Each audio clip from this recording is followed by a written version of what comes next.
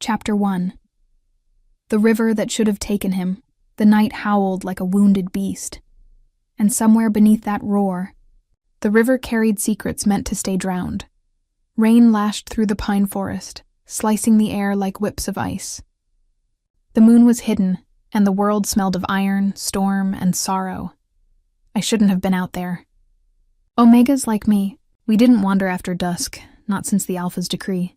But hunger was stronger than fear, and I needed herbs for the fever that had been burning through my only friend, a sick old she-wolf who had once shielded me when no one else dared.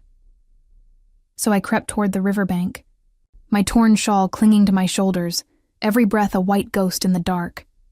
Then, a sound, a crash, a low guttural growl swallowed by the current. Something, or someone, was in the water.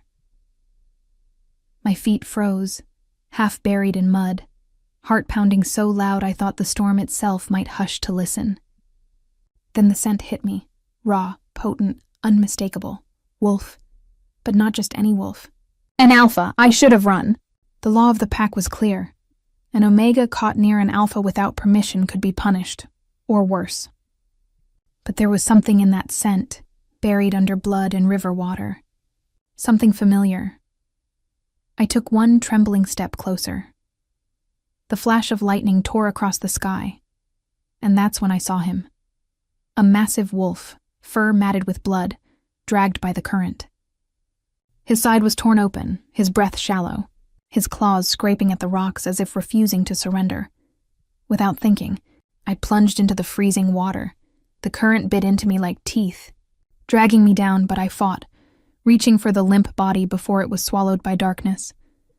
My hands locked around thick fur slick with blood, and I screamed through the storm as I pulled with everything I had left. When I finally reached the bank, I collapsed beside him. Coughing river water, shivering violently, the wolf lay still, barely breathing. Up close, his scent hit deeper. Wild forest, dark power, dominance. But there was something else. Something that made my heart twist. Fate. I pressed my trembling hand to his wound. "Stay with me. Please," I whispered. "Don't die on me." The storm answered with thunder. He stirred. Barely. His eyelids fluttered, revealing eyes like molten silver, glowing faintly even through pain. Those eyes. My heart stopped. I knew them. The alpha who had cast me out. The one who had called me weak. The one who had looked me in the eye 3 years ago and said, "You're not fit to be anyone's mate, Omega." King Kale, the man who had destroyed me. The man whose mark still burned on my soul. And the man now bleeding at my feet. I stumbled back, disbelief choking me. Of all wolves to save, why him? The thunder rolled again, as if mocking the cruel trick of fate. He tried to lift his head, teeth bared weakly. "You," he rasped, voice rough as gravel, blood staining his lips. "You should have left me." A bitter laugh escaped me, sharp and broken. "You think I didn't try?" His body trembled, pain seizing him. I watched him fade, torn between fury and something deeper I couldn't name. I should have walked away. Let the river finish what destiny started, but I couldn't. Because once, before rejection, before exile, I had loved him more than my own breath, and maybe that love hadn't died completely. Maybe it had just been buried beneath years of pain. I leaned over him, whispering, "Don't you dare die, Kale. Not like this." His lips parted, barely a whisper. Still, disobeying orders. Then his eyes rolled back, and his body went limp. The rain softened. The forest held its breath. And there, under the bleeding sky, I realized I wasn't saving a wolf. I was saving the ghost of everything I'd once been, but I didn't know that by dragging him from that river, I had just reignited a curse neither of us could escape. Chapter 2. The Alpha Who Forgot to Die. The forest held its breath like it feared waking a god. I dragged him through the dripping pines, one staggering step at a time, my arms screaming, my lungs burning, my heart beating in a rhythm I hadn't felt in years. Live, live, live. King Kale, the alpha who had thrown me to the edges of the map, was dead weight, and iron will tangled into flesh. He should have died in that river. But he didn't. He was stubborn even in silence, the kind of stubbornness that keeps a heart beating out of spite. Lightning faded to a whisper of rain. I took the long path, the one the patrols never used because the brambles there had a way of remembering faces and keeping score. The scent of wolfsbane and silver drifted from the gash along his ribs, and my stomach turned to stone. Silver should have shredded his ability to heal. Wolfsbane should have set his blood on fire. Whoever struck him hadn't wanted a fight. They'd wanted a funeral.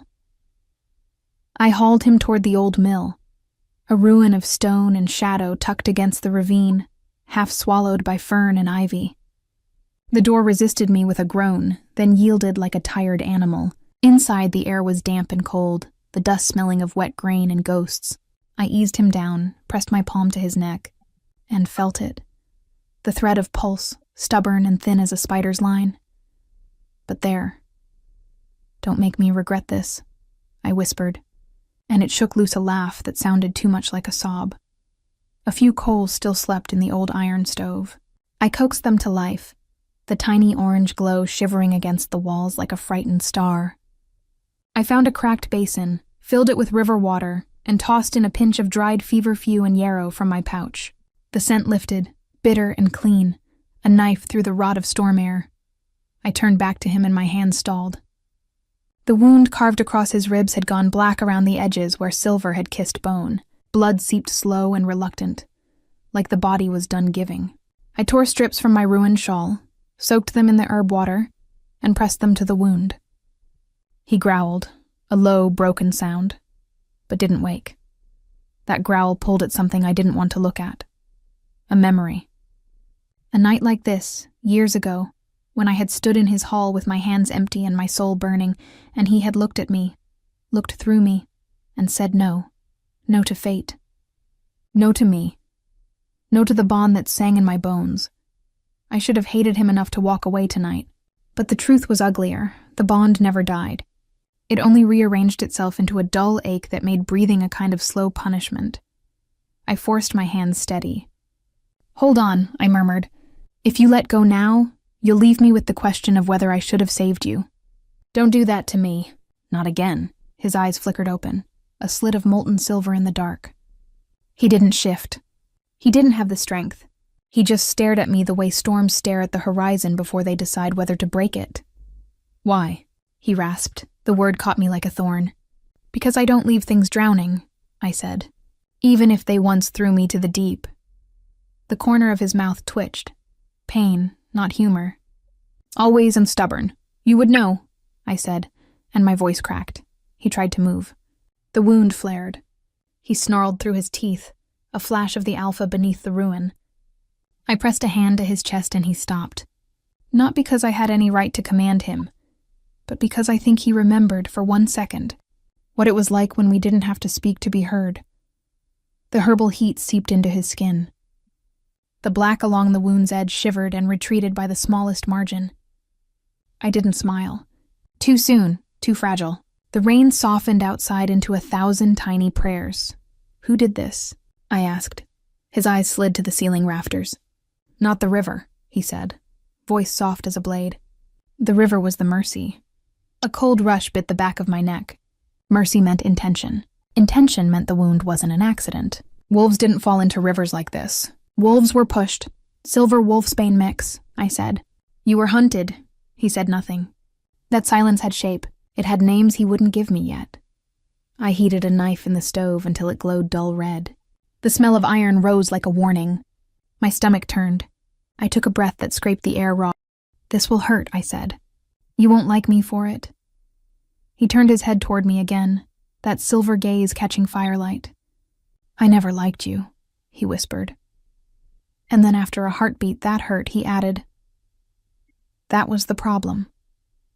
The sound I made wasn't quite a laugh. "Good," I said tightly. "Hate will keep you awake." I pressed the blade to the edge of the wound. He roared, the sound rattling the bones of the mill, and his claws gouged the stone.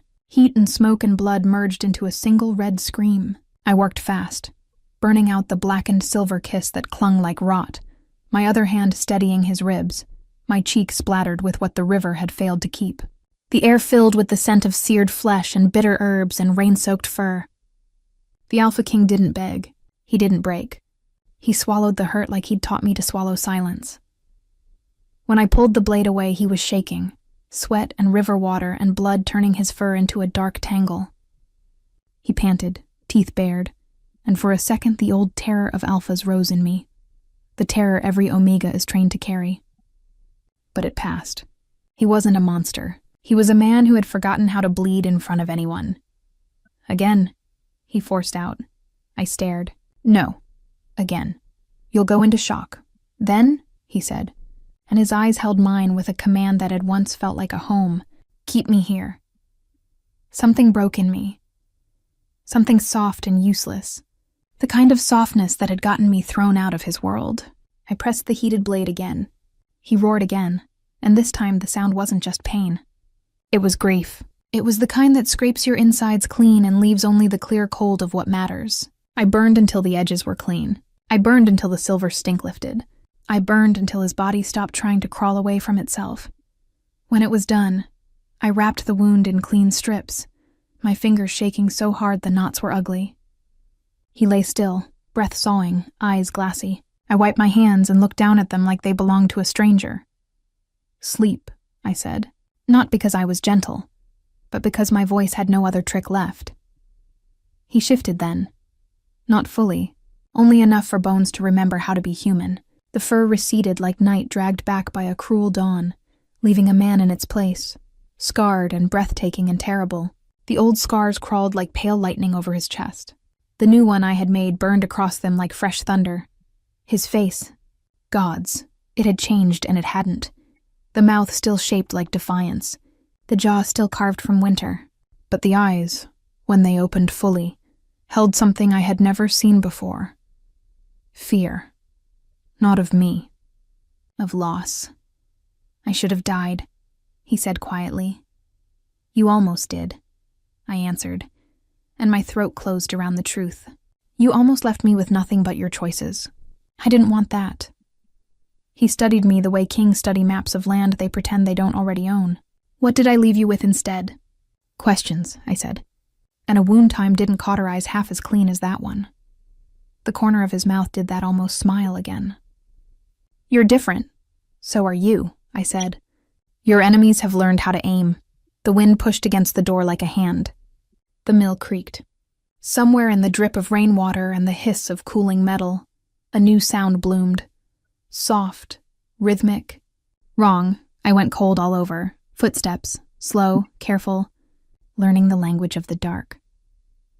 I crossed to the door and smothered the fire until the room fell into quiet shadow. My eyes adjusted.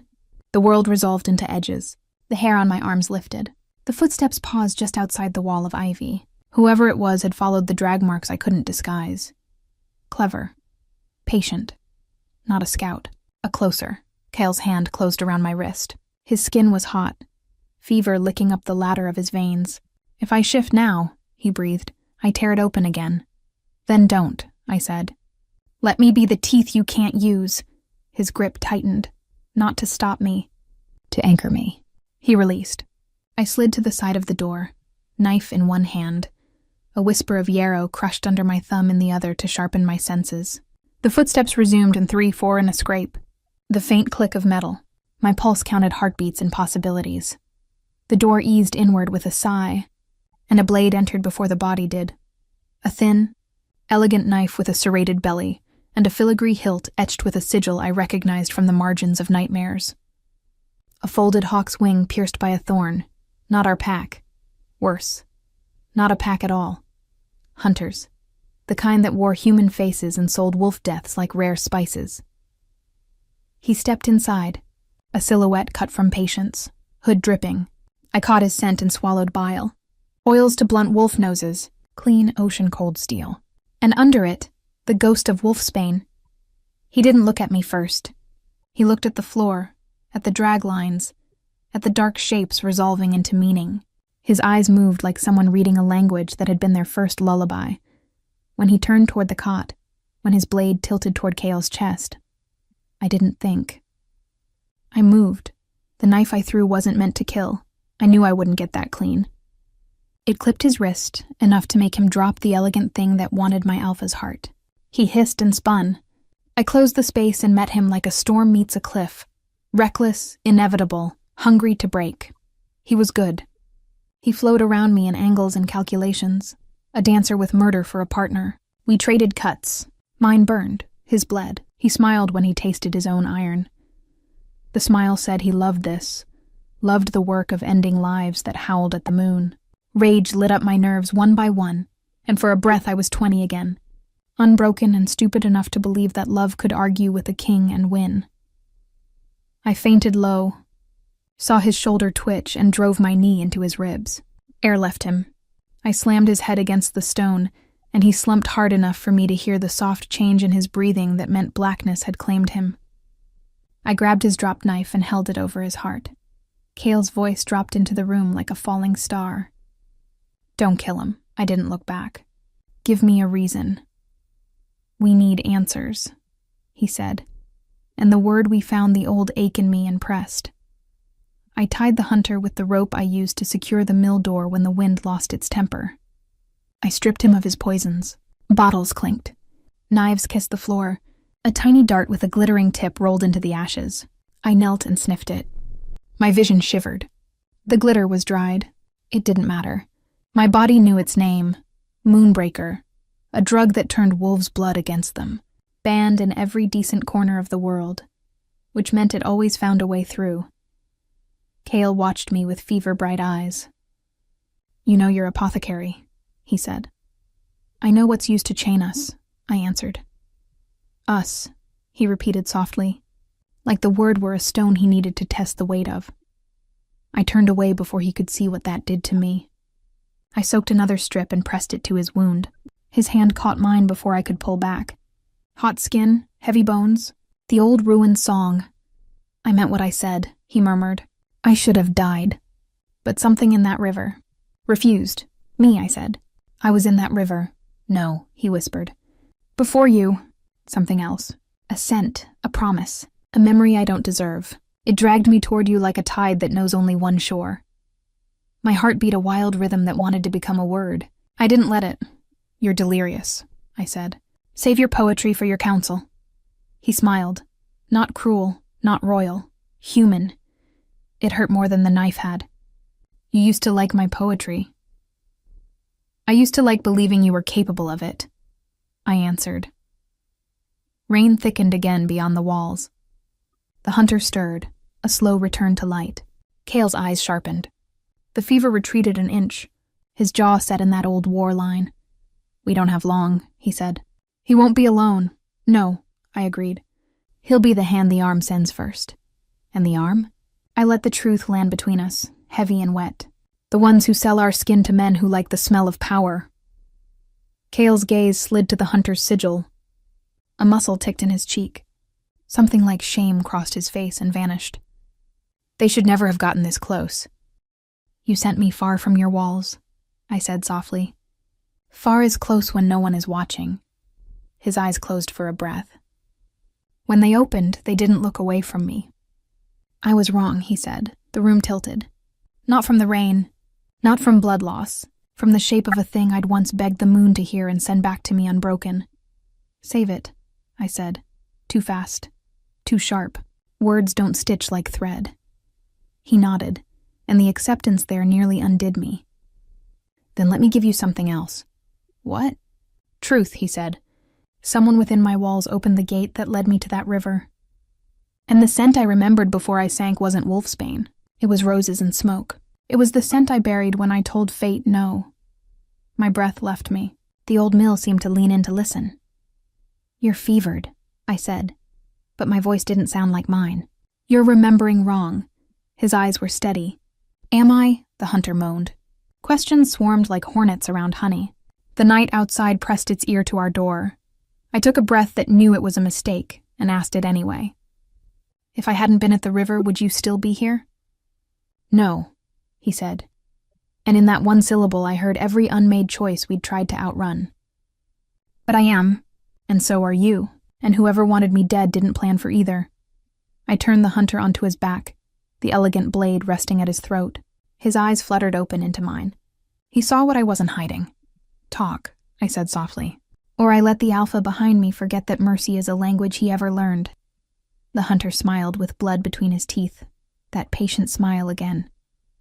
You think I fear death? No, I whispered, leaning closer until he could see the years in my eyes. I think you fear being useless to the ones who sent you. And you will be, if you don't tell me now, he hesitated. It was small, but it was there. Behind me, Kale's breath steadied. Something in the world shifted one notch toward a war we hadn't named. The hunter's lips parted. A single word fell out, heavy as thunder. Briar. The knife trembled in my hand. Kale went still, utterly still, a predator listening to the air change. Briar. A castle of riddled corridors and velvet knives. A court that didn't run on blood alone, but on secrets dressed in silk.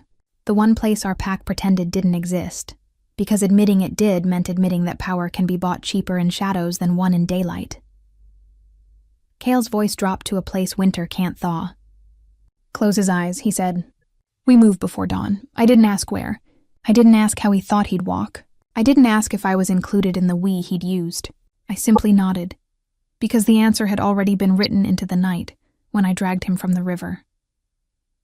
A wind pushed through the trees, and the ivy on the mill wall rustled like a curtain drawn back. Somewhere far away, a wolf sang to a moon that had chosen clouds over honesty.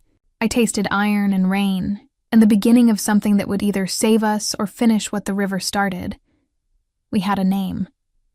We had a prisoner. We had a wound, old and new. And a king who should have died and didn't.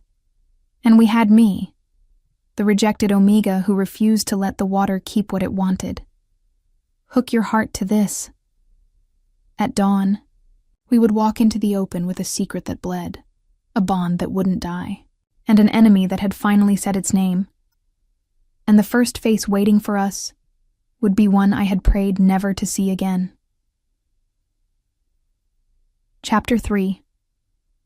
The bond that refused to break dawn crawled out of the forest like a wounded animal, slow, cold, unwilling. The river behind the mill was still whispering secrets, its surface stained with faint streaks of blood that the current hadn't yet forgotten. I hadn't slept. Couldn't. Every time I closed my eyes, I saw Kale's face when he'd said Briar. The name alone carried ghosts. The kind of ghosts that didn't fade, only waited. He lay against the stone wall now, half human, half wolf, his breath ragged but steady. The fever had eased, but a new fire burned in his eyes. Not sickness. Not pain. Purpose. I hated that I recognized it. Your wound won't hold if you move, I said quietly, wringing the last of the night's rainwater from my shawl. He didn't answer right away. The golden light cut through the mill's cracks, tracing his jaw, catching on the scar that now marked his ribs. My work. My defiance etched into his skin. Every hour we wait, they move closer, he murmured. If they followed the scent to this place once, they'll do it again. And next time, they won't send one. I met his eyes. Then you'll die fighting. I didn't pull you from that river just to bury you on the shore. The faintest hint of a smile touched his mouth. That same cold, beautiful smirk that used to make my heart ache. You'd rather bury me later? I'd rather not bury you at all, I snapped. Then softer. Not until I have answers. He studied me, the air between us heavy, tense, threaded with something unspoken. The ghost of a bond that had been broken but never undone. Outside, a raven screamed.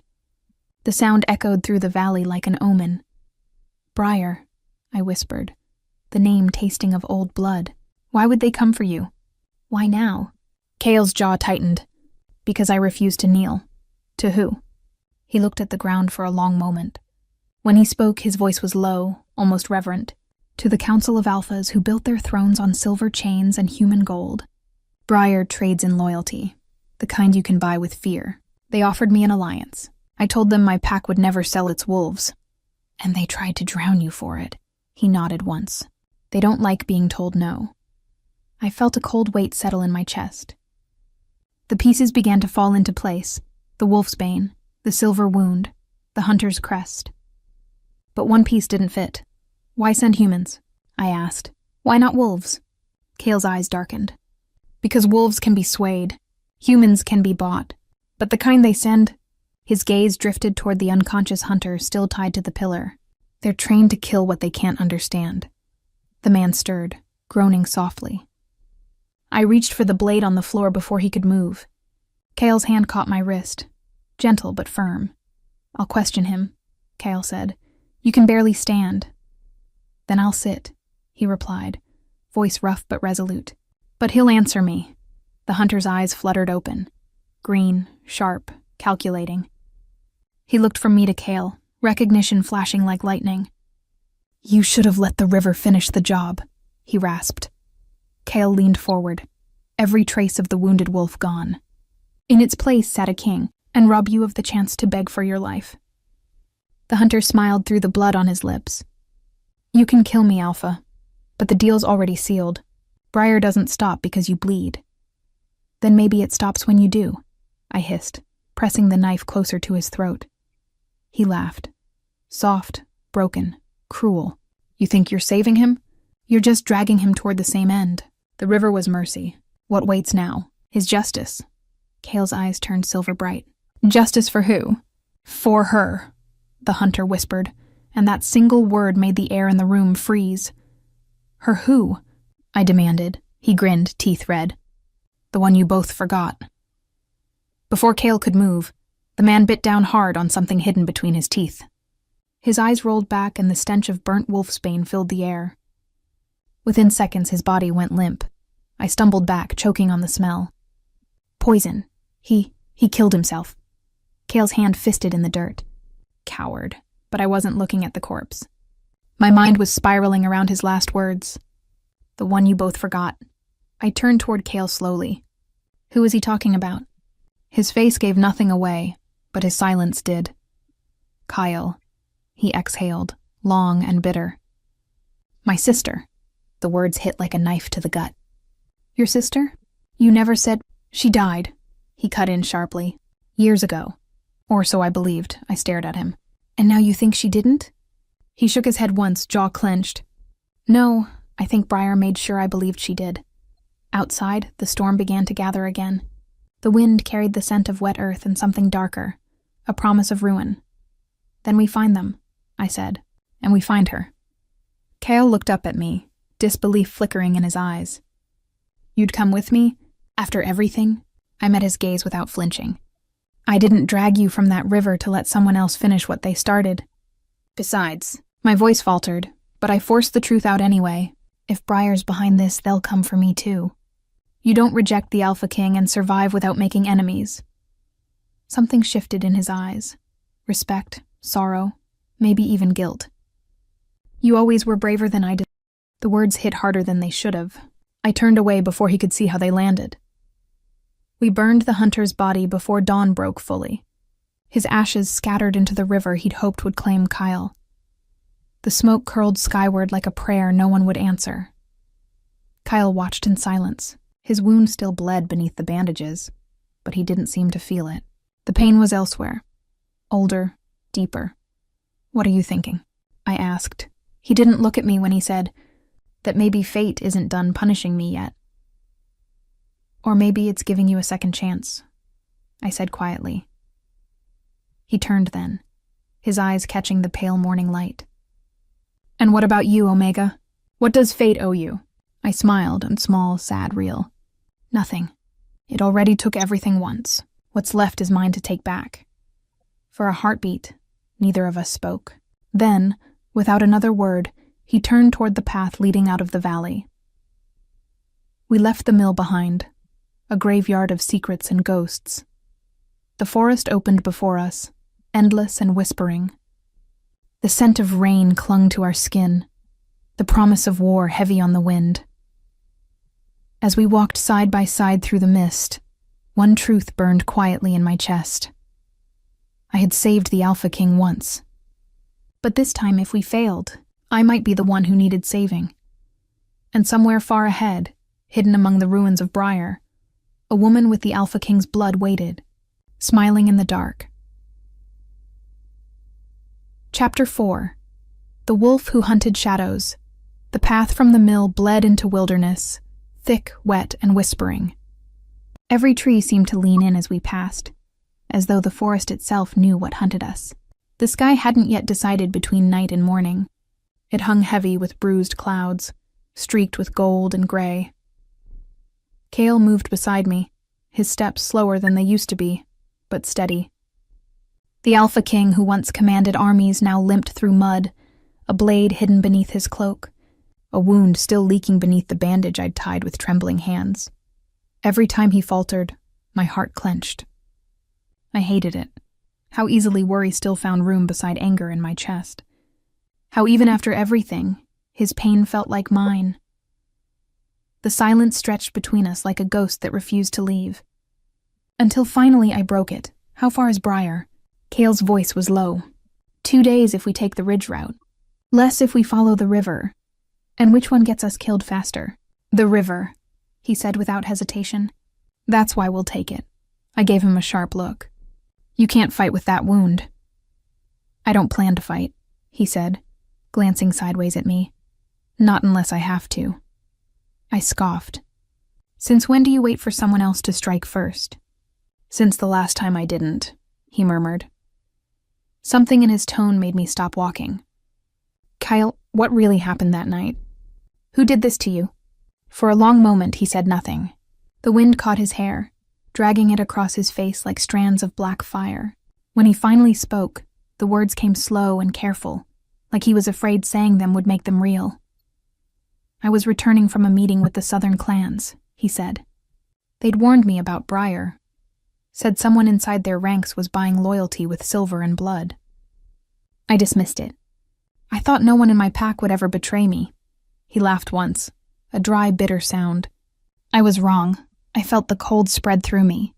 Someone from your own pack. He nodded. A guard. One I trusted enough to stand behind me. And he struck you? No. Cale's jaw tightened. He led me to the riverbank under the pretense of a patrol. Said he'd found something. Tracks that smelled of wolfsbane. When I bent to check, something hit me from behind. I remember the scent before the world went black. What scent? His eyes found mine. Roses and smoke. My breath caught. That scent again. The one he'd mentioned in the mill. The one he said reminded him of a promise. He saw the recognition in my face. You remember it too, don't you? I nodded slowly. Your sister. She used to wear oil made from burning rose petals. His expression darkened. I thought it was just a memory trying to comfort me before death. But now, his voice faltered. Now I think she was there. Then she's alive. Or worse, he said, voice hardening. She's working with Briar. I didn't answer. Some truths were too heavy to carry in daylight. We walked until the forest thinned and the sound of rushing water returned.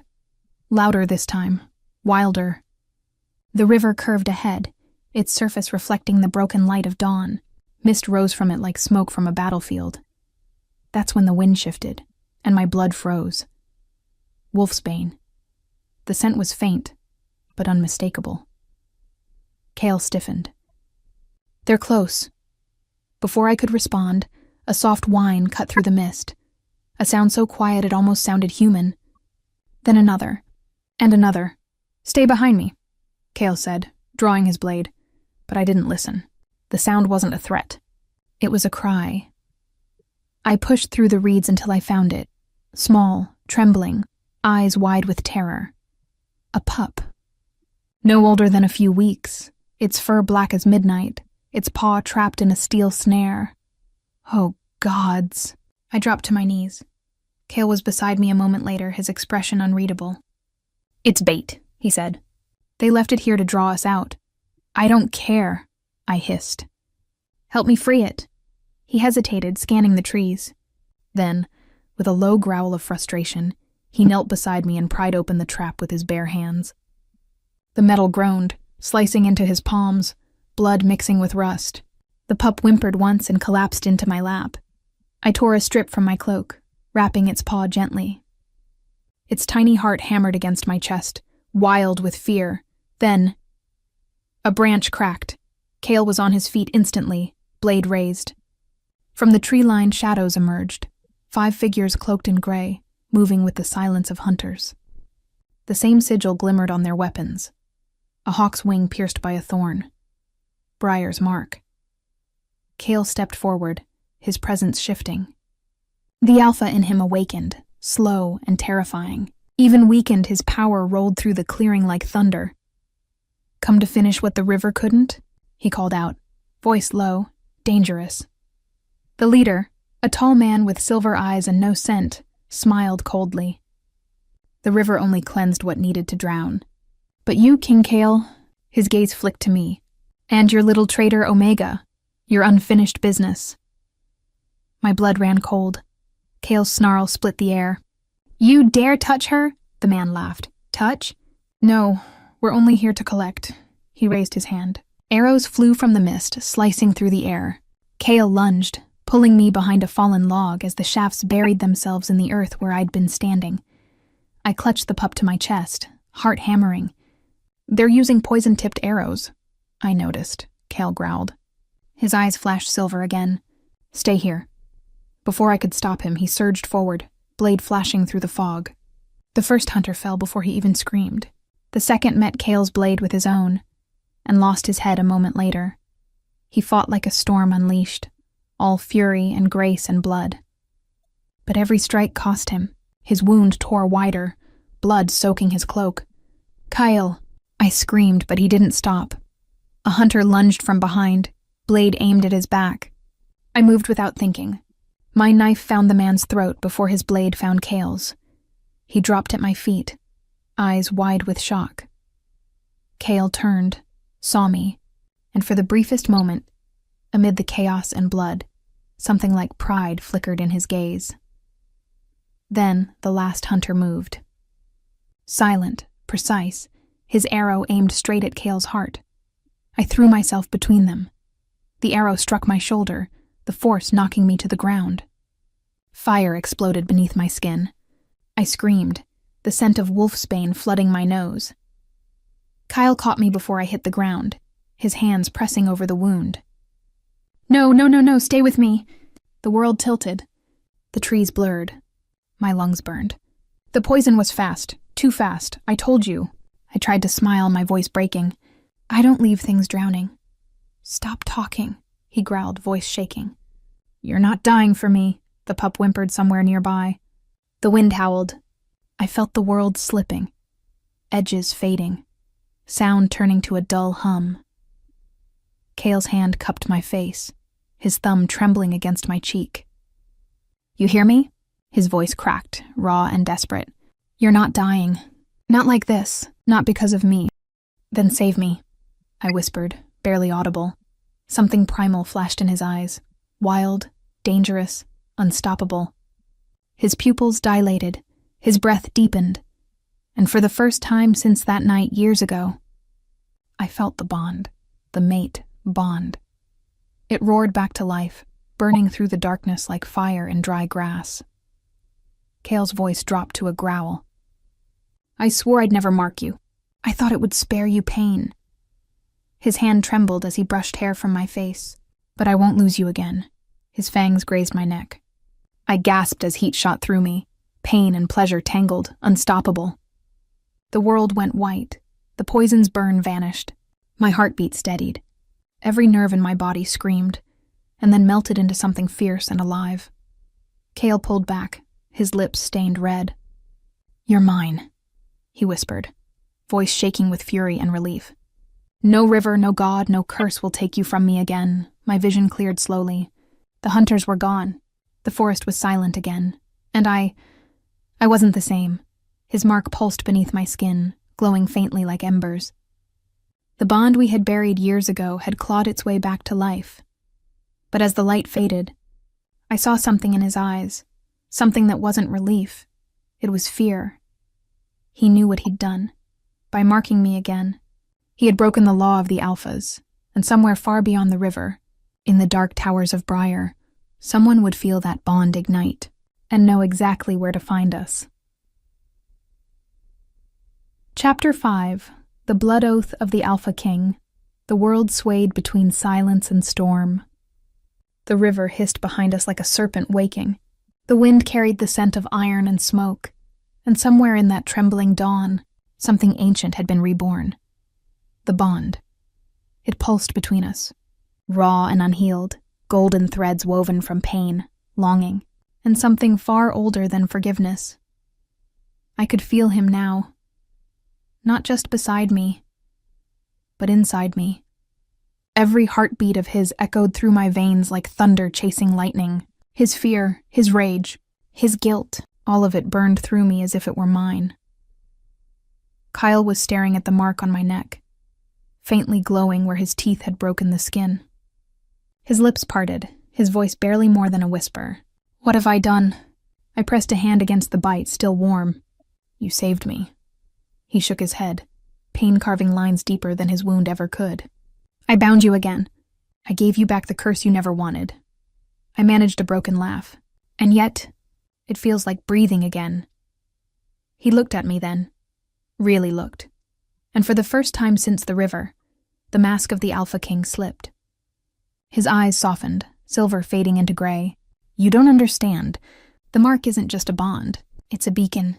My breath caught. "A beacon?" He nodded. "Every Alpha bond sends a signal through the Pack's link, through the old magic buried under our bloodlines. The Council will feel it. Briar will feel it. Anyone who ever wanted me dead now knows exactly where to find me." "And me," I whispered. The forest fell utterly still. No birds, no wind, only the river, whispering secrets to the stones. Then Kale's voice hardened again. "We need to move." He pulled his cloak tighter, blood still staining his ribs, but there was no hesitation in his stride.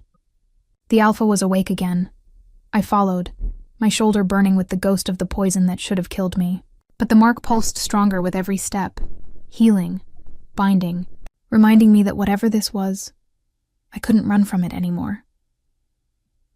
We crossed the ridge by noon, the sun breaking through the clouds in fractured light. The land stretched far below, endless forest and silver mist. Somewhere beyond that horizon lay Briar. Kale stopped at a fallen tree overlooking the valley. His jaw was tight, his hands clenched around the hilt of his sword. "We'll rest here," he said. I sank beside him, exhausted, the pup curled at my feet. Its tiny chest rose and fell, unbothered by the storm that had taken root between its rescuers. Kale stared at the horizon for a long time before speaking again. "You should hate me." I almost laughed, but the sound came out soft, tired. "You made that easy once. And now?" I turned toward him. "Now I don't know what I feel. Hate doesn't burn this way. Hate doesn't make my heart stutter every time you look at me like that." He met my eyes, the storm in him meeting mine. "You think I wanted this?" he asked. "You think I meant to find you again?" "No," I said. "I think fate's been laughing at us for years." Something like a smile ghosted across his lips, gone almost as soon as it appeared. Then he looked down at his hands, blood drying against skin marked with old scars. "I made an oath," he said quietly. "The day I rejected you," I frowned. "An oath?" He nodded, eyes dark. "I swore before the Council, before the gods themselves, that I would never take a mate, that no bond would ever tie me again. I thought it would prove my loyalty, my control. And now you've broken it." His gaze lifted, haunted. "When I marked you, I broke a blood oath sealed in the name of the moon. That kind of sin doesn't go unnoticed. The gods don't forgive easily." My chest tightened. "Then what happens now?" He looked toward the clouds gathering over the horizon. "They'll send a hunter.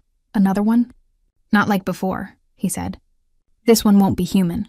This one will be divine." For a moment I couldn't breathe.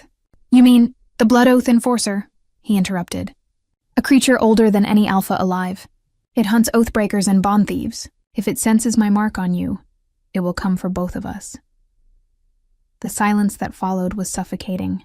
Only the pup whimpered softly in its sleep, unaware of the doom whispered over its head. I swallowed hard. "Then what do we do?"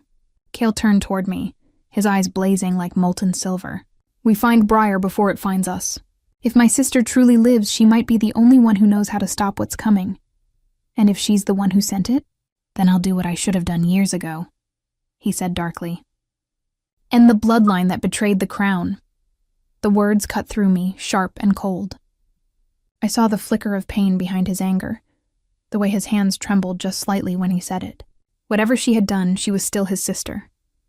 And I knew that if the time came to strike, it would destroy him. We started moving again before dusk, the forest turning golden around us. Every step felt heavier, like the bond between us was a chain pulling tighter. At one point he stumbled, blood seeping through his bandages again. I caught his arm before he fell. "You're bleeding through." He tried to pull away, but I held firm. "Stop pretending you're made of stone," I said softly. "You saved me. Now let me save you." He froze. Something flickered in his eyes. Not command, not pride, but surrender. Slowly, he let me lower him to the ground. I tore the bandage away, cleaned the wound again, my fingers brushing against the heat of his skin. He watched me in silence until I couldn't take the weight of his gaze anymore. "What?" I asked. "Do you remember," he said quietly, "the first time you touched me?" I hesitated, the memory flooding back. A summer night years ago, a fevered alpha who wouldn't let anyone close until I pressed my hand to his heart and whispered, "It's only pain." "You've survived worse." I nodded. "I remember." His eyes softened. "You still do that. You still look at me like I'm worth saving." I looked away. "Maybe that's my curse." He smiled, small, tragic, almost human. "Then maybe we deserve each other's curses." The air between us shifted, hot, charged, dangerous. For a heartbeat, I thought he would close the distance between us. His hand lifted, fingers brushing my jaw, thumb tracing the edge of the mark he'd given me. The bond flared, fire meeting fire. The world fell away until there was only us, two broken souls burning in the ruin we'd built together. Then the pup yelped suddenly, snapping the spell. Cale jerked his hand back, breath ragged. I turned toward the sound, and froze. The pup's fur stood on end, eyes fixed on the darkness between the trees. The forest had gone silent again. Too silent. Cale's voice dropped to a growl. "They're here." A shape moved in the shadows, tall, shifting, its body half smoke, half bone. The air reeked of old blood and iron. Its eyes burned crimson. I felt the mark on my neck sear as if it were being branded all over again.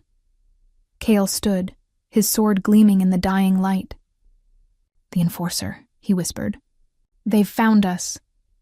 The creature stepped into view, its voice not spoken but felt, crawling through the air like fire through silk. "Cale of the Broken Oath," it said, the sound echoing in my bones. "The gods demand your blood." And then it turned its gaze on me. Those burning red eyes locking onto my mark. And hers. The ground shook. The trees screamed. The sky itself seemed to bend under the weight of its presence. Cale shifted fully this time. Bones cracking, fur bursting from skin. The Alpha King unleashed once more. He looked back at me once, eyes wild and silver bright. "Run if you want to live." But I didn't move, because for the first time in my life, I wasn't afraid of dying, only of losing him again. So I lifted my blade, stepped beside him, and whispered, "Then we fight." The Enforcer smiled, a sound like death, and lunged, and the forest exploded into war. Chapter 6. The Hunt of the Oathbreaker, the forest screamed. The air split open with the sound of claws raking against stone, of divine fury meeting mortal defiance. The Enforcer descended like a nightmare made flesh, wings of smoke unfolding, veins glowing faint crimson under its translucent skin. Its face was neither man nor beast, but something born between prayers and punishments. Cale roared, the kind of sound that made the earth remember who its king was. His fur, black as the abyss, shimmered silver where moonlight broke through the trees. He lunged forward, striking first, his claws tearing through mist and bone alike. But the creature didn't bleed. It reformed. Every cut closed in an instant. I could feel his frustration through the bond, the rush of anger, pain, and disbelief as the enforcer laughed, voice like iron chains dragging across marble. "You broke the oath written in the blood of gods," it hissed. "Now your blood answers for it." Cale spun, dodging a swipe that sliced a tree in half. The ground shook. The river behind us boiled as if it shared his rage. He fought like something half-starved, half-sacred, but I saw it, even through the chaos. His strength was fading.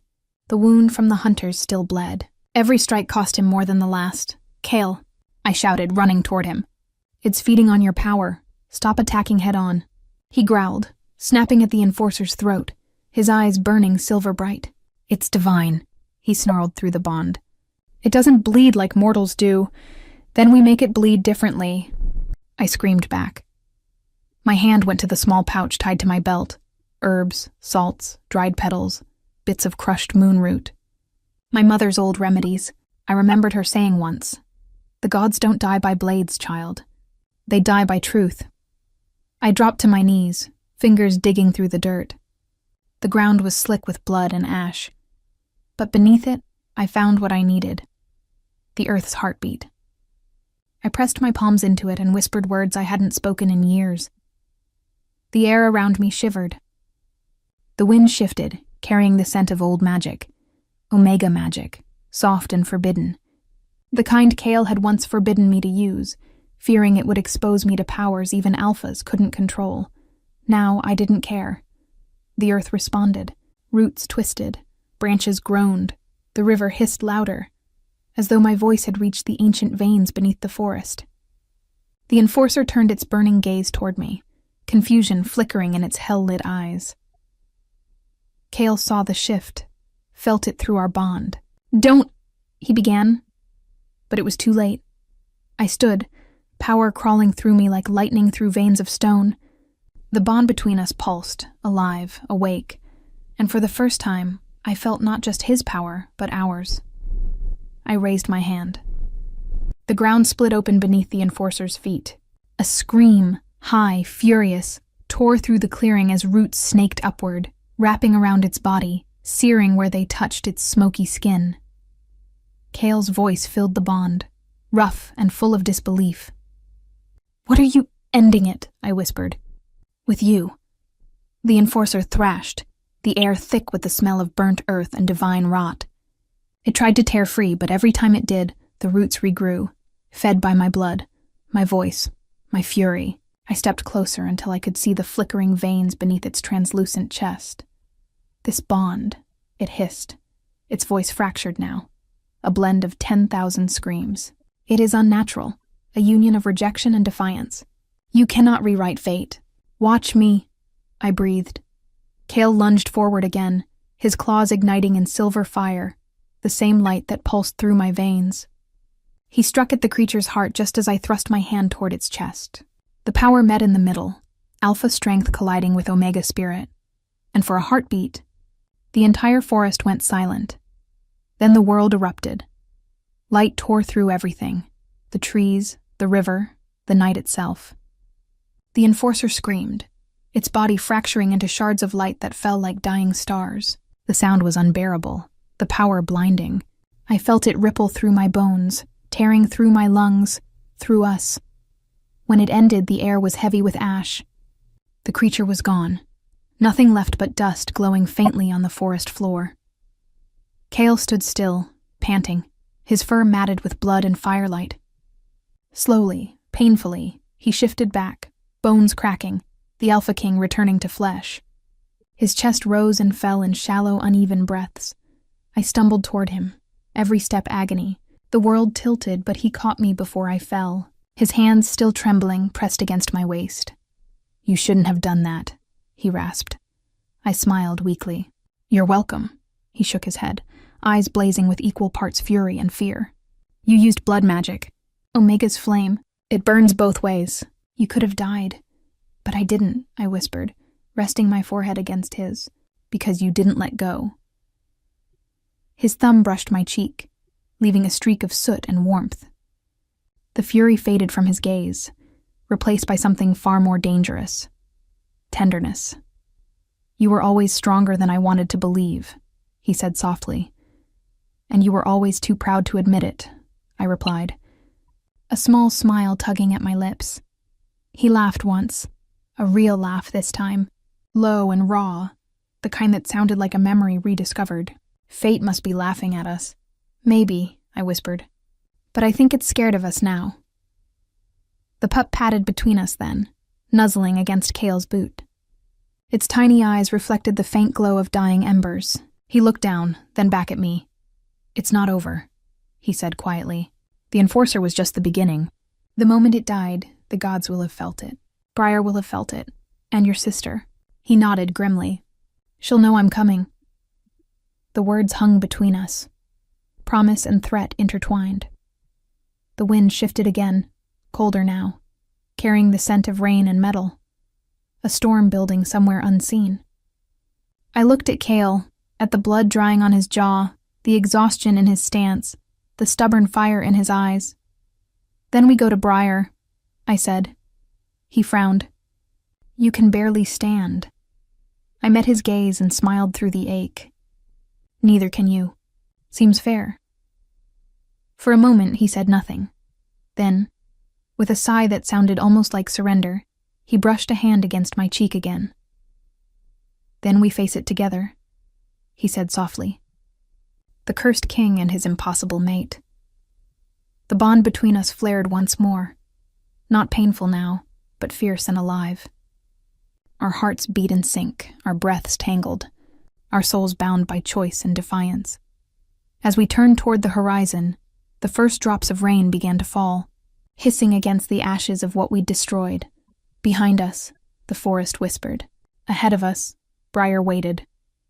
And above, unseen but watching, the gods stirred in their sleep, angry and intrigued, because two broken souls had done what even fate feared. They'd rewritten the rules. Chapter 7. The Gates of Briar. The rain followed us for 3 days straight, cold, relentless, whispering our sins to the soil that drank it. We didn't speak much after the battle with the Enforcer. There were no words left for what we'd done, or for what we'd become. Each night, the fire between us burned low, both literally and not. We took turns staying awake. I watched the forest, and Kale watched me, as if making sure I wouldn't vanish into the dark again. By the fourth dawn, the trees began to change. The moss grew thicker, the air heavier. The scent of roses and smoke returned. Faint at first, then stronger with every step. That scent. The one from the river, the one Kale swore belonged to his sister. And when the forest finally opened, we saw it. Briar. It wasn't a castle anymore. Not really. It was a ruin rebuilt from sin and splendor, a fortress of glass and bone rising from blackened vines, its spires cut into the clouds like knives. Every inch of it reeked of old magic and something worse. Betrayal. Kyle stopped at the ridge, his cloak clinging to his soaked frame. "It shouldn't still stand," he said quietly. "I burned it once." I glanced at him, startled. "You what?" "After she died," he said, his voice hollow. "Or when I thought she did. I came here myself, set fire to every tower, watched it crumble. Then how—" "She rebuilt it," he murmured, piece by cursed piece. We stood there for a moment, the sound of the wind threading between the dead vines. The air around Briar shimmered faintly, an enchantment. No birds, no movement, the kind of silence that hides something waiting to kill you. Kale's hand brushed mine, not by accident. "Stay close," he said. We descended the hill. The closer we got, the colder it became. Not the chill of weather. The kind of cold that seeps through bone and whispers to your memories. I could feel it even in the bond. Kale's heartbeat slowing, his breath catching, every step heavier than the last. "Kyle," I whispered, "are you all right?" He didn't answer. His eyes were locked on the gates ahead, massive, forged of black steel and silver thorns. Then I saw what had frozen him. There, carved into the gates themselves, was the symbol we'd seen on the hunters. the hawk's wing pierced by a thorn, only this time, the crest wasn't metal. It was made of bone, human bone. Kyle reached forward and pressed his palm to the gate. It pulsed beneath his touch, glowing faintly red. "Bloodbound," he muttered. "It'll open for me. Or trap you inside." He looked at me, and something close to a smile flickered through the storm in his eyes. "You really think I'm walking away?" I sighed softly. "Didn't think so." He cut his palm with his blade and pressed it to the gate. The blood hissed on contact, sizzling like molten gold. The vines groaned, twisting, unraveling, until the gate split open with a low, ancient moan. And then, the scent hit us like a blow. Roses, smoke, wolfsbane. And underneath it all, her Kale's sister. The great hall beyond the gates was a cathedral of ruin. Candles burned in iron cages. The walls were lined with portraits, faces of wolves long dead, their eyes gouged out, their names scratched away. At the end of the hall sat a throne, and on that throne she waited, alive. Her hair, once the same dark shade as Kale's, was now streaked with silver, glowing faintly under the candlelight. Her eyes, those same molten silver eyes that ran in their bloodline, burned with something ancient and unholy. "Hello, brother," she said, her voice smooth, soft and venomous. "You look terrible." Kale froze where he stood. "Arya." The name left his lips like a ghost. She smiled faintly. "So you do remember." I felt the bond twist inside me. Kale's disbelief, his grief, his anger, all tangled into one unbearable pulse. "You were dead," he said. "I buried you." Arya rose from the throne, her movements liquid, graceful, wrong. "You buried what I used to be. The rest of me, Briar kept alive." "What did you do?" he demanded. "What I had to," she said. "The gods killed our pack's right to rule. They made us servants of their oaths. I refused. So I broke them. One by one." Kyle's eyes darkened. "You sold your soul to this place." Arya tilted her head, studying me. "And you brought her." Her gaze pinned me in place. It wasn't the look of a stranger, it was recognition. "You're the Omega he chose," she murmured. "The one he rejected to prove loyalty to the gods. The one whose pain built his throne." Kale's fists clenched. "Leave her out of this." "Oh, but she's already in it," Arya said softly. "Don't you see, brother? She's the key. The bond you've rekindled, it's not a curse. It's a door. Through it, I can reach the gods themselves." My heart stilled. "What?" Kale's voice was ice. "You're insane." "Maybe," she said. "But insanity is just another name for freedom." She stepped closer, her eyes glimmering with a cruel kind of beauty. "You should thank me.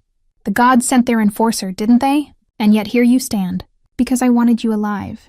Why?" Kale growled. "So you can open the final gate," she whispered. "Your blood, your bond, your sin, it's the last piece I need. And once it's open, the gods will fall." The silence that followed was deafening. Kale's voice broke it, low and shaking. "You'll destroy everything. The world, the packs, the balance." "Balance is a lie," Arya hissed. "We were born to rule, not beg for mercy. I died once under their justice. I won't kneel again." Her eyes flicked toward me, sharp as knives. "And you, Omega, tell me, when he rejected you, did you not wish the heavens would burn for what he did?" I swallowed hard, my voice barely a whisper. "Yes," she smiled. "Then help me. Let it burn." Kale stepped between us in an instant, his voice thunder. "You lay a hand on her and I'll tear this place apart." Arya didn't flinch. "You already did." And yet here it stands. The air between them crackled. Alpha against alpha, blood against blood. The bond inside me burned so bright it hurt. For a moment, I thought the world itself might shatter under the weight of what was coming. Then Arya's voice dropped to a whisper. "Briar lives in both of you now. The question is, who will it obey?" The ground trembled. The walls shuddered. Candles blew out all at once. And in the darkness that followed, I saw it. A circle of light blooming beneath our feet, ancient runes igniting like stars. A trap. Kale's eyes widened. "Arya, no." The runes exploded into flame. The floor split open. And before the darkness swallowed us whole, I heard her laughter echo through the hall, soft, broken, triumphant. Welcome home. Brother, Chapter 8. The Curse. Beneath briar darkness swallowed us whole. The floor fell away, and the world turned into a roaring abyss of wind and flame. I felt Kale's hand grasp mine, rough, burning, desperate. The bond between us flared, our heartbeats merging into one terrified rhythm as we plunged through the dark. Then, as suddenly as it began, the fall stopped. We hit ground. Hard. My breath tore out of me, the world spinning in black and crimson. The air smelled of ash and roses, sweet and suffocating all at once. My palms burned from the landing, my ears ringing. "Kyle," I whispered, my voice trembling. "I'm here." His voice came from the dark, low but steady. I reached toward the sound until his hand found mine again, anchoring me back to reality. A faint red glow flickered above us. Slowly, my eyes adjusted. We weren't in Briar anymore. We were beneath it. The chamber stretched endlessly, walls pulsing faintly like living flesh. Runes crawled across the stone floor, glowing red, feeding on the blood we'd spilled when we fell. Above us, chains hung from the ceiling, heavy and rusted, dripping something dark. The air itself was alive, breathing, whispering, remembering. "What is this place?" I breathed. Kyle rose to his feet slowly, his hand tightening on the hilt of his sword. His eyes glowed faintly silver in the crimson haze. "The heart," he said. "The true Briar." I frowned. "You mean this thing is alive?" He nodded grimly. "It was never just a fortress." The word grave shivered through me, Kale continued, voice low and bitter. "Our ancestors sealed the body of a fallen god beneath the castle, used its power to bless the bloodline. That's why Briar wolves were stronger, faster. We thought it was divine favor. It wasn't. It was a curse disguised as a gift. And your sister, she's trying to wake it." The ground beneath us pulsed, a slow heartbeat echoing through the walls. I could feel it now, the ancient pulse deep and patient. Every beat made the runes glow brighter. Kale's voice dropped to a whisper. "If she succeeds, the god will rise, and it won't recognize the world it once ruled. It'll burn everything to start over." The thought made my skin crawl. "Then we stop her," he nodded once. "At any cost." A low laugh drifted through the chamber, soft and cruel. "Any cost, brother? Even her?" Arya's voice. We turned. She stood at the far end of the chamber, her body haloed in crimson light. The vines had followed her here, wrapping her arms, threading through her hair like veins. In her hands she held a dagger made of bone, the same color as the crest on Briar's gates. Her smile was terrible. "Do you know what I had to trade for this power? Do you know what it cost me to bring you here?" Kale's voice shook with fury. "You killed our people! I freed them!" she screamed, her voice echoing off the walls. They were slaves to the god's will, living and dying under laws written by those who never bled. "I only wanted to give them choice." "Choice?" Kale snarled. "You call this choice? You built a kingdom on corpses." She stepped closer, eyes burning brighter. "You think I wanted this?" she hissed. "Do you know what it feels like to wake in a grave, brother? To claw your way out of the dirt and realize your gods left you there to rot?" Her gaze flicked toward me. She understands. She knows what rejection feels like. Kale moved between us, growling low. "You don't speak her name." Arya tilted her head, her smile widening. Still protecting her even now. Still blind to what she truly is. My heart skipped. "What are you talking about? You think the gods marked you by accident?" she said softly. "You think your bond to him was born of fate?" I froze. "What do you mean?" Arya's voice dropped to a whisper that cut like glass. "You're not just an Omega. You were made for him." The air left my lungs. "What?" Kale stiffened. "Arya, stop." "She's bound to you by creation, brother," Arya said, circling us now like a predator savoring the kill. "You didn't find her. The gods planted her. A living key, flesh born from divine blood. That's why the bond never broke. That's why even rejection couldn't sever it. No," I whispered, shaking my head. "That's not possible." "Look around you," she said, gesturing to the runes, the chains, the pulsing heart beneath the floor. Why do you think she can wield the magic that burned an enforcer? No Omega can do that. Only one touched by divinity. Cale turned toward me, his face pale, his jaw clenched. Don't listen to her. But I saw the truth flicker in his eyes. Doubt. Recognition. I felt it too, I whispered. When I touched the ground that night, it responded to me, not to the herbs. To me. The chamber pulsed brighter, as if hearing me. Arya smiled, triumphant. You see? She's the heart's echo, the last remnant of the god buried beneath Briar. And when her blood touches the altar... She raised the bone dagger. The god will wake. Cale lunged, Arya moved faster. The vines around her erupted, striking like serpents. Cale's sword met them mid-air, sparks flying. I ducked as a lash of thorns cracked the ground beside me, slicing deep into stone. Run! Cale shouted. But I didn't. Because behind Arya, the altar had begun to glow. A massive slab of obsidian carved with ancient symbols. And above it hung a shape, massive, suspended by chains. A skeletal figure wrapped in roots and fire, the god's corpse. Its eyes, empty sockets filled with light, opened. The air shook. The vines screamed. Arya raised the dagger higher, her voice echoing through the chamber. For the fallen. For our freedom! Cale shouted my name. Time slowed. I saw him leap. Too far, too late. I saw the dagger plunge toward me, glowing bright as the sun. And I moved. Not away. Forward. My hand caught the blade mid-strike. Pain exploded through me, but I didn't let go. My blood ran down its length, bright and gold. The runes beneath our feet erupted in light so blinding it turned night into day. Arya screamed. Not in triumph this time, but in horror. The power surged upward. Through the dagger, through me. Through the god's corpse itself. The chains rattled, breaking one by one. The air howled with the sound of 1,000 heartbeats roaring to life. Cale's arms caught me as I collapsed. His voice was distant now, frantic, broken. Stay with me! Don't you dare leave me! But I could barely hear him. The bond was burning, bright, too bright. I felt my blood turning to fire, my pulse sinking with the god beneath us. And then, the heartbeat stopped. Everything went still. The chamber fell silent. And when I opened my eyes again, the altar was gone. The god's body was gone, and so was Arya. Only Cale remained, kneeling beside me, his face streaked with tears and blood. What did you do? He whispered. My voice was barely a breath. I think I took its place, and as I looked up at the ceiling of the chamber, the vines began to bloom, blood-red roses unfurling, their petals glowing faintly gold. A curse had ended, but another had just begun. Chapter 9. The Heart of the God Within Her Silence.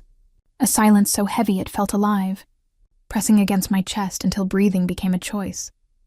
Kyle's voice was somewhere above me, calling my name, but it sounded far away, like he was speaking from the other side of water.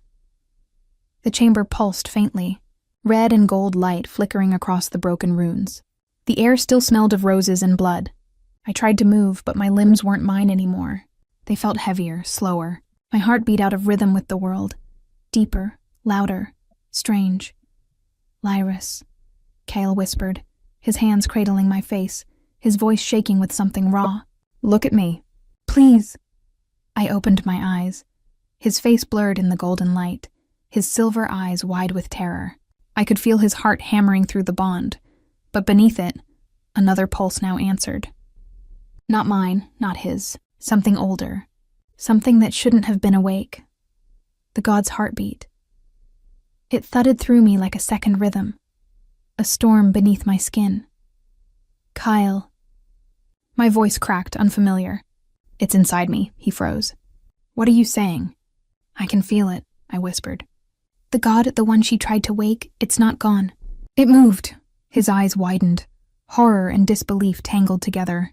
No, you can't. You're not. I am. I pressed my palm to my chest, where the mark still burned faintly gold. It's in me now. I stopped it from rising. But I didn't kill it. I became its cage. The bond trembled between us. Cale's jaw clenched. Grief rippling through him so fiercely I felt it like a bruise on my heart. You shouldn't have done that. he whispered. "You should have let me die instead." "Don't you dare," I rasped. "Don't you dare tell me I should have let the world end just to spare you pain." He flinched. "You don't understand what you've taken on." "That thing is awake," I finished for him. The chamber answered before he could. A tremor rolled through the ground. The runes pulsed again, slower this time, but steady, in time with my pulse. I could hear whispers rising from the walls. Thousands of voices, each one half memory, half prayer. The god was speaking. And I could understand it. It wasn't words. It was intent, like the echo of storms. A promise, a warning. Kale's hands tightened on my shoulders. "Talk to me," he said, his voice low, fierce. "What is it saying?" I swallowed hard, the words trembling on my tongue. "It's angry." "Angry at who?" "At everything," I whispered. "At the gods who chained it. At the wolves who used it. At the mortals who forgot its name." The light around us began to rise again, gold bleeding into crimson, heat curling up the walls. The vines that lined the chamber started to move, reaching toward me, trembling like living things drawn to flame. Kale stepped back, sword half raised. "It's reacting to you." "No," I said softly, staring at the vines. "It's obeying me." The realization hit like a wave of cold.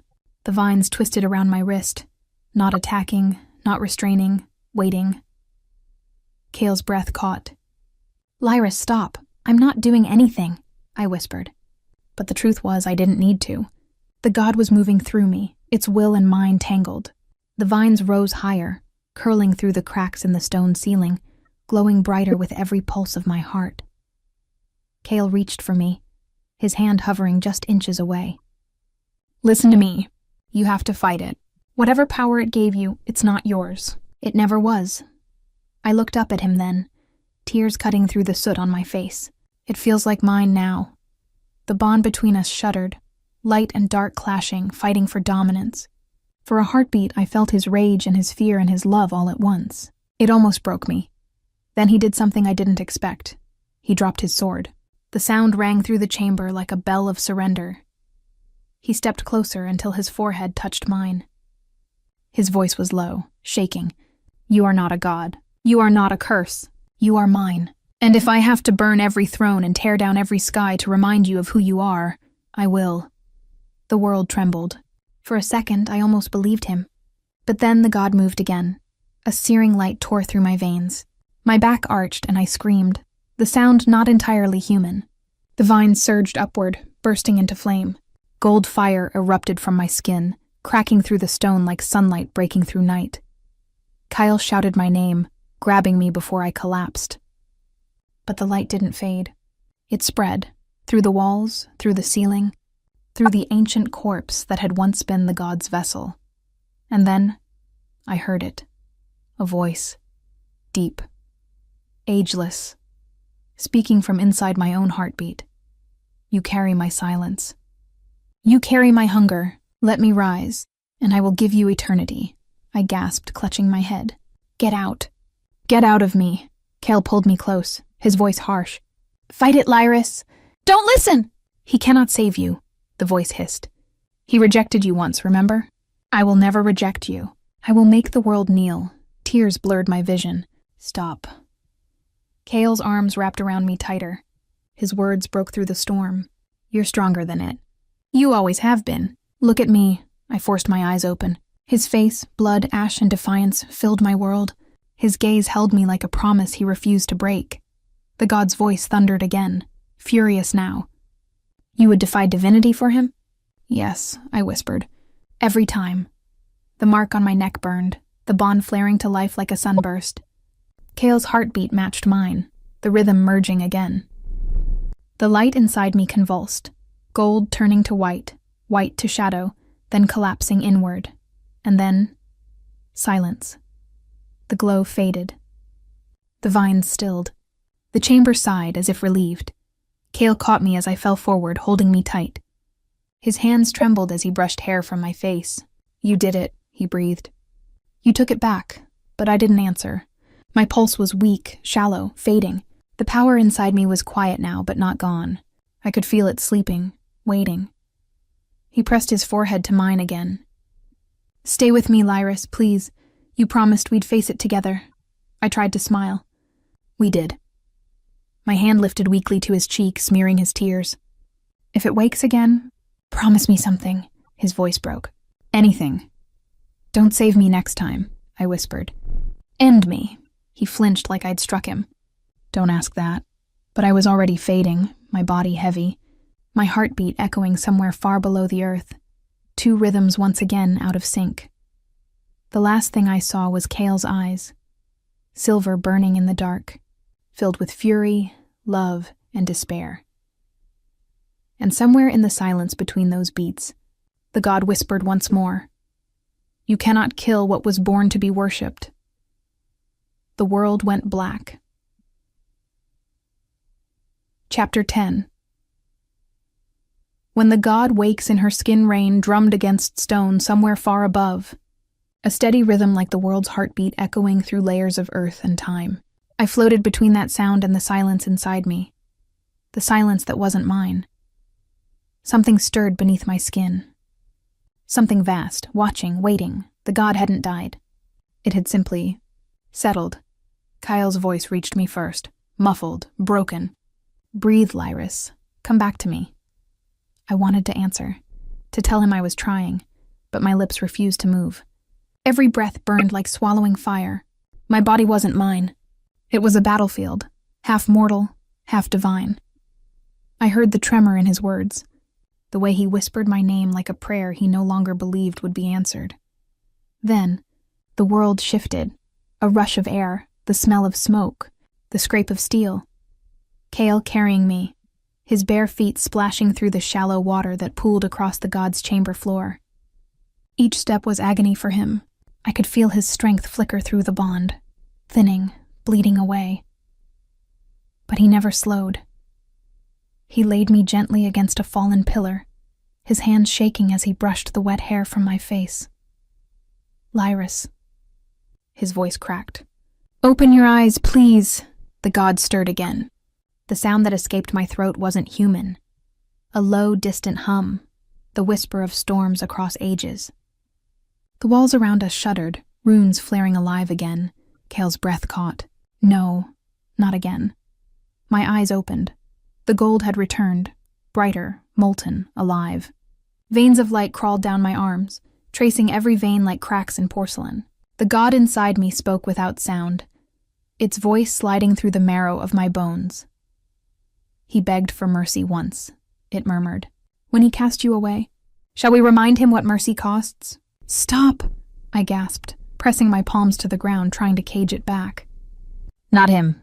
"Please, not him." Kale's hand found mine. "Fight it," he whispered.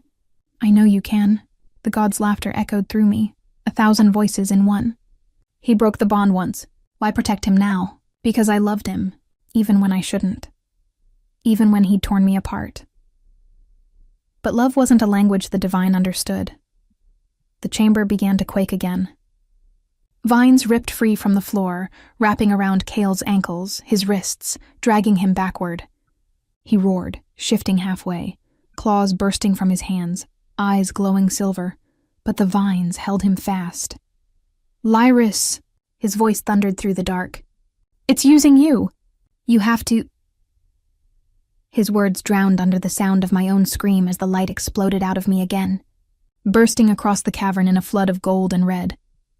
For a heartbeat, I saw everything, the past, the war, the gods tearing the world apart, wolves born from their spilled blood. I saw the creation of Briar, the chains that bound it, the first oath ever broken.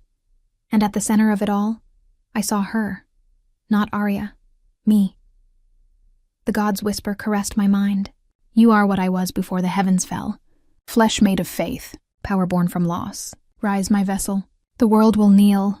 I saw Kale then, still fighting the vines, his eyes locked on mine. "Don't let it take you," he said, his voice breaking. "You're stronger than this." But I wasn't sure anymore. The god's will poured into me like liquid fire, erasing doubt, erasing pain. Every heartbeat made the chamber brighter, my skin burning with its power. "They broke you," it whispered. "Let me rebuild you. Let me make them remember what they feared. Kael's voice cut through the roar. "If you do this, you'll lose yourself." The god laughed inside me. "I'll save her from herself." "You had your chance, Alpha." Something in Kael snapped then. His eyes flared, his aura flooding the room. Alpha dominance so raw the air thickened. He tore through the vines like paper, blood streaking down his arms. He crossed the distance between us in a blur, his hand gripping my face, forcing my gaze to meet his. "I won't lose you to something that doesn't even understand what you are," he growled. His other hand pressed against my heart, right where the light burned brightest. "You hear me, Lyris? You are not its vessel. You are mine." The god snarled through me, voice shaking the walls. "You claim what is divine?" Kael bared his teeth. "No, I claim what's human. Not gentle, not desperate, but fierce, a collision of fury, love, and defiance." The bond erupted. Gold met silver, flame met storm. For one impossible heartbeat, the god's voice screamed through us both, shattering everything around. The vines burned away. The light fractured into shards. The chamber cracked, stone splitting as the power between us devoured itself. When it was over, the silence was absolute. Kael fell back, breathless, his hands trembling. I collapsed into his lap, the glow fading from my veins. The mark on my neck still burned faintly, but the divine hum was gone. He cradled my head against his chest, his breath ragged. "You're back," he whispered. I nodded weakly, tears sliding down my cheeks. I heard it scream the moment I returned. "You silenced a god, Kael." He smiled, weary, beautiful, broken. "I've been silenced by you before." A weak laugh escaped me, fading into a sob. "It's still inside me, sleeping, waiting."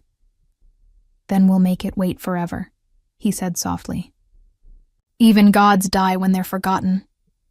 He stood, lifting me in his arms. The chamber above us groaned, cracks spreading across the ceiling. The light of the surface filtered through, pale and gray, the promise of dawn. As we climbed out of the ruins, the first sun rays touched the edge of Briar's towers, turning the broken glass to fire. The roses on the vines had withered, their petals blackened, but their scent lingered, a reminder of everything lost and everything survived. Kael set me down on the ridge, his hand still gripping mine. The air was cold, clean, real. Below us, the ruins of Briar burned. He turned toward me. "What now?" I looked toward the horizon, where the light met the smoke, where the world waited. "Now we run," I said softly. "Before the gods remember I'm still breathing." Kael smiled faintly. "And if they come? Then they'll learn," I whispered, eyes glowing faintly gold again, "that I'm not just their cage anymore." The wind howled through the ruins, carrying the scent of ash and rebirth. And as we disappeared into the morning mist, the heartbeat beneath the earth slowed, but did not stop.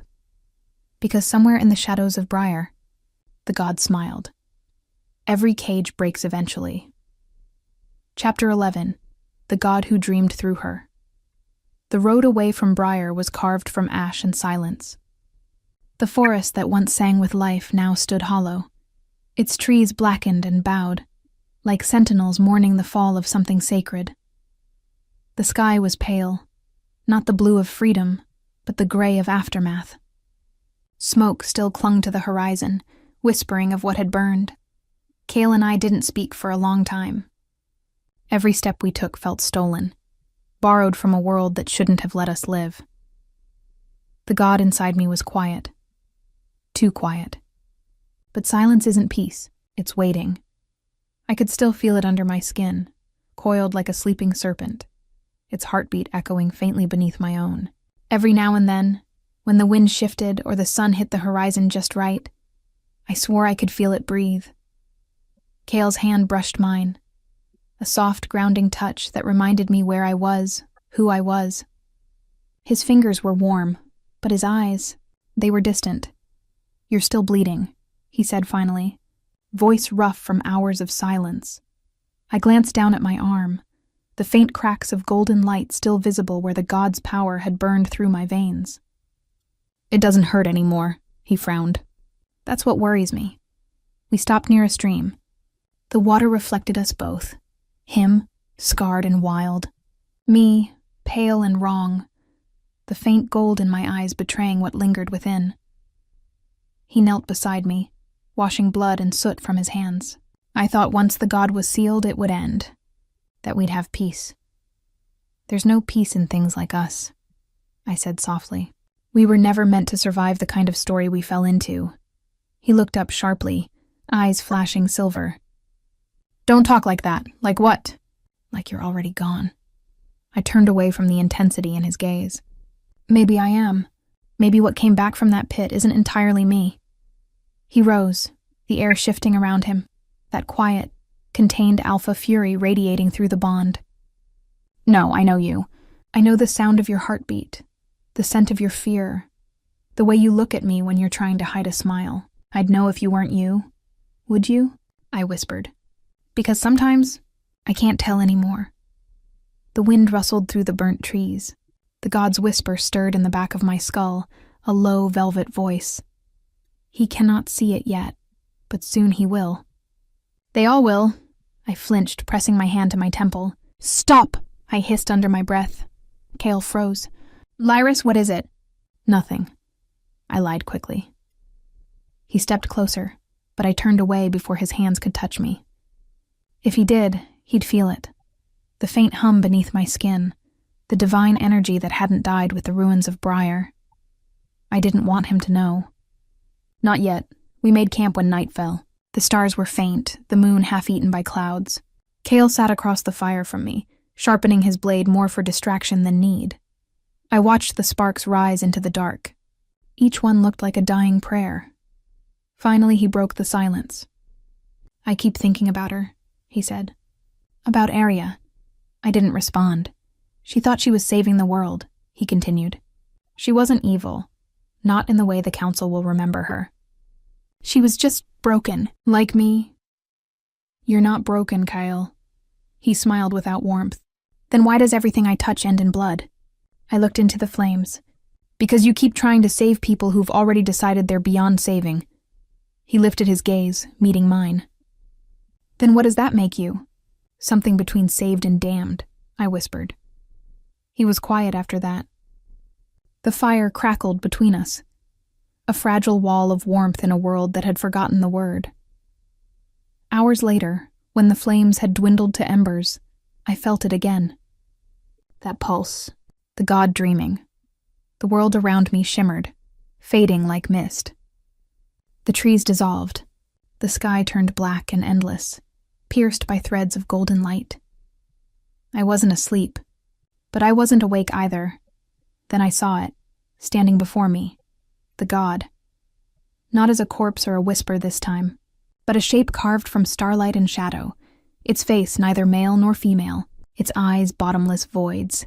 You've run far enough, it said, its voice echoing inside me. You can hide among wolves and fire, but you cannot unmake what you are. I stepped back. I didn't ask for this. You were never asked. You were made. Then unmake me, I spat. Take it back, the god smiled. A slow, terrible thing. Even gods cannot unmake their blood. I felt it move closer, its presence brushing against my soul like a storm wind. He loves you, it said. That is his weakness. Yours is believing it will save you. Leave him out of this, I growled. I cannot, it whispered, because he will choose you over the world. And when he does, I will rise through his grief.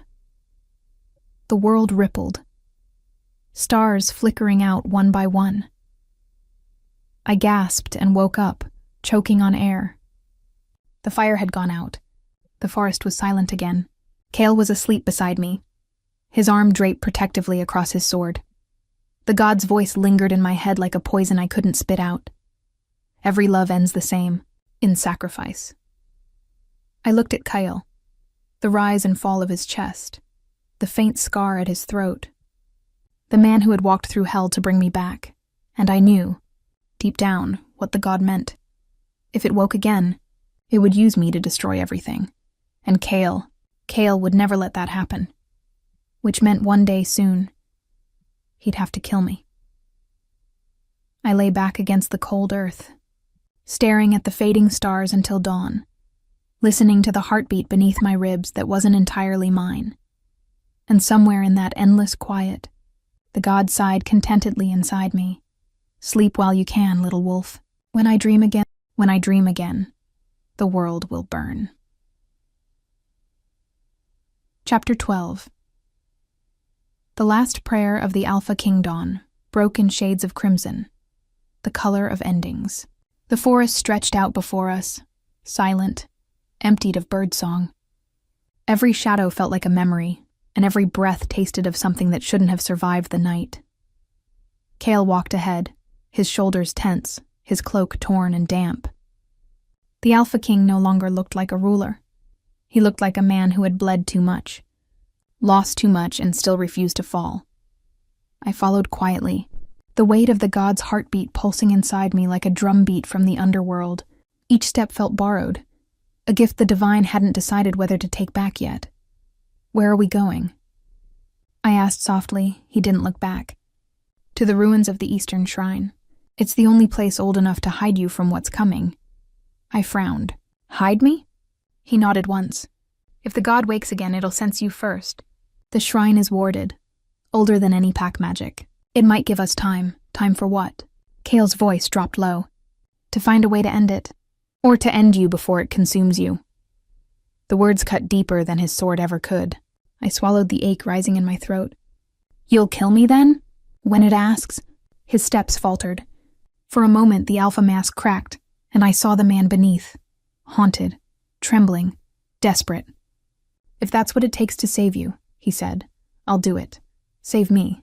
Not kill me. Even now he couldn't lie to himself. We walked until dusk. The world dimmed into blue, the air thick with the scent of rain. When we finally reached the shrine, it wasn't what I expected. It wasn't stone or marble. It was alive. A single, colossal tree stood in the center of an open field, its roots twisting across the ground like veins. Golden light leaked from its hollow heart, and whispers filled the air. Not words, but the echo of prayers that had outlived the mouths that spoke them. Kyle's eyes lifted to it with something between awe and grief. The first wolves prayed here, he murmured, before the gods named themselves our masters. And now it's just a tomb. The moment he stepped past the roots, the whispers changed. They recognized him. The air hummed with alpha blood, his legacy, his sin, his defiance. When I followed, the light dimmed. The roots trembled, curling away from my feet. They feared me, Kale noticed. It knows what's inside you. Good, I whispered. Then it knows why we're here. He turned toward me, the dying light catching the silver in his eyes. Lyris, if this doesn't work, if you feel it waking again, I'll tell you, I said quickly. He shook his head. You'll fight me. I know you, I smiled weakly. Then you better be ready to win. He didn't smile back. We reached the hollow of the tree. Inside, the air shimmered gold, heavy and ancient. The ground was covered in symbols, runes older than any language I'd ever seen. Kale knelt beside them, his fingers tracing each one like a prayer. These marks, he said quietly, bind power, not destroy it. But maybe, if you give it enough of yourself, the god will fall asleep for good. I stared at him. Enough of myself? He met my eyes, and I saw it. The truth he didn't want to say. It will take your life, Lyris. All of it. The wind howled through the tree, scattering golden dust like falling stars. I laughed softly, tears burning my eyes. So that's your plan? Bring me here to die? He rose to his feet.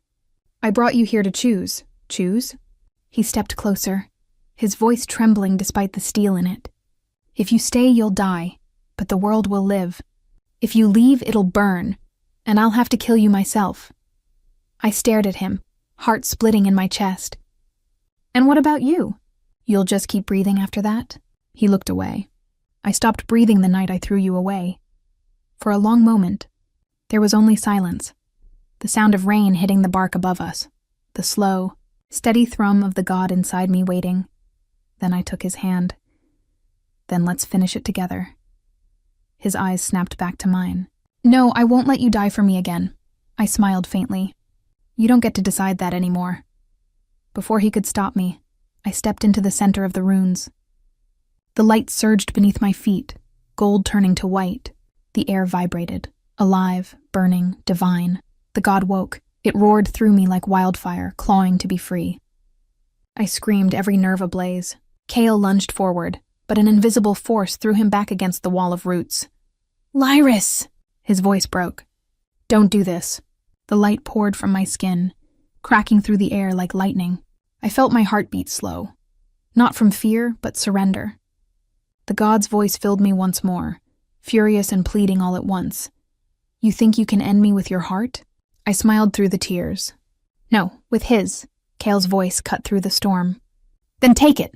And before I could stop him, he tore open his palm, pressing it to the glowing ground. His blood hit the runes, alpha blood, royal blood, cursed blood, and the world exploded in light. The god screamed. I screamed. Kale fell to his knees beside me, his hand finding mine through the chaos. "Don't let go," he whispered. "I won't." The tree shuddered, roots curling inward, swallowing us in light.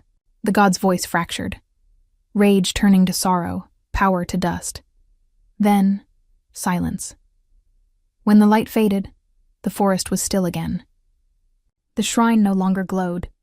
The roots had sealed, the runes burned away.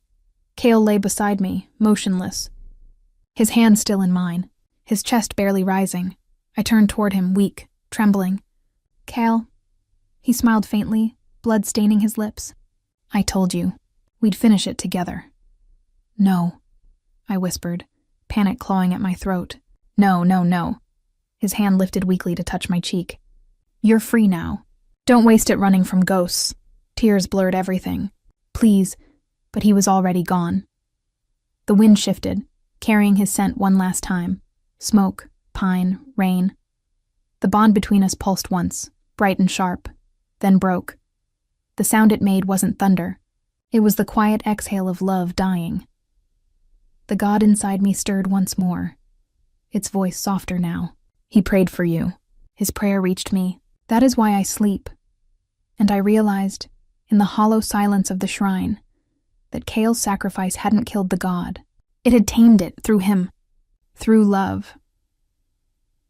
The world outside began to brighten, dawn spilling gold across the ruins. I stood slowly, the wind wrapping around me like a whisper. The mark on my neck no longer burned. It glowed faintly, warm, alive, eternal. Kale's body lay beneath the roots, the shrine sealing around him like a guardian. The Alpha King's last prayer had been answered.